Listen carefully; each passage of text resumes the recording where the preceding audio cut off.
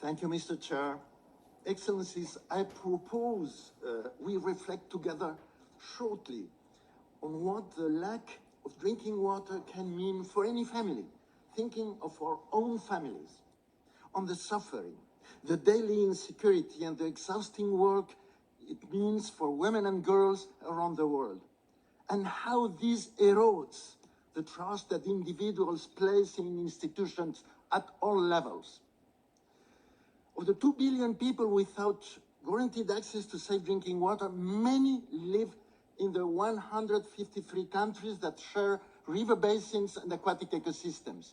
Thus, the obligation to ensure the human rights to safe drinking water and sanitation inexorably becomes a shared responsibility of the governments of these transboundary basin countries.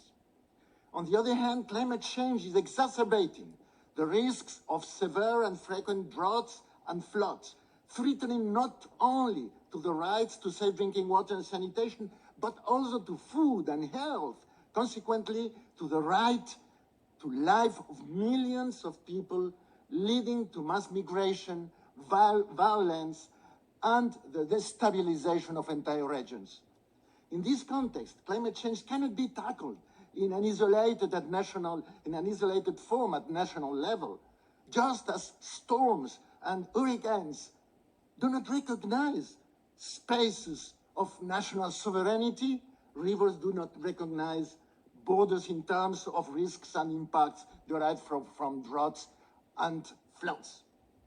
The traditional approach to water management as a mere resource at national scale fosters competition and conflict between neighboring peoples, making it difficult to cope with climate change.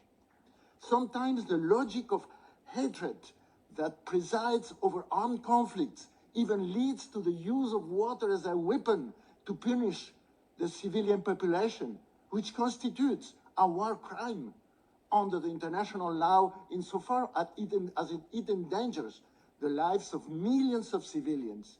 The international community cannot allow this to happen. We must move forward ecosystem and human rights-based approaches at the basin scale, moving from competition for resources to shared responsibility for the sustainable management of ecosystems and climate change risks, for the benefit of all, and with the priority of securing the human rights and basic needs of all basin dwellers. It is not only an ethical and justice requirement, but a global necessity if we are to tackle climate change and promote peace, security, and survival for hundreds of millions of people.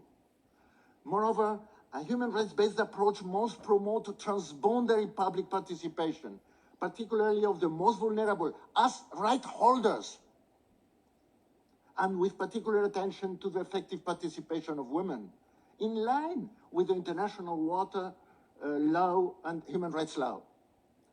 Adopting an ecosystem approach from a human rights perspective does not by itself resolve conflicts and wars, in which water, by the way, is often used as an argument for confrontation. But it does allow conflicts to be prevented, open perspectives of solutions, and consolidate peace and cooperation in post-conflict situations.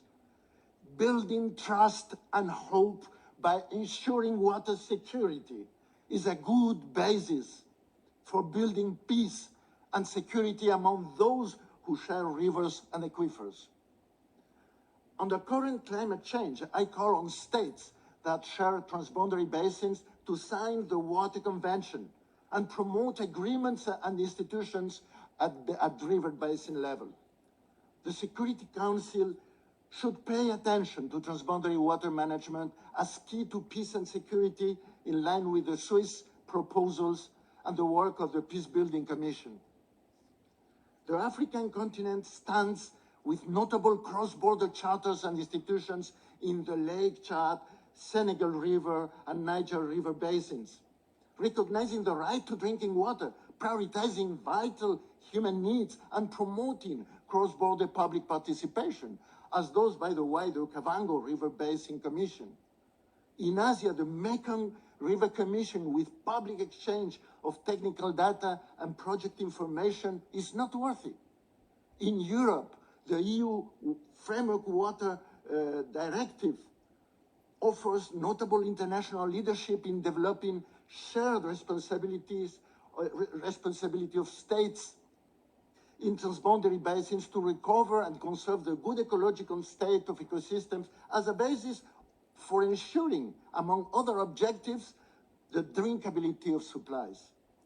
Special mention should also be made of the Blue Peace movement, which promotes initiatives in the areas of water, peace, security, and cooperation with the collaboration of all types of actors from the local level to the global level. Excellencies, we have a body of norms, principles, and laws at the international level to address the challenge of transboundary water management. But we certainly need to clarify key concepts and move forward in developing binding obligations and effective implementation of these laws by states.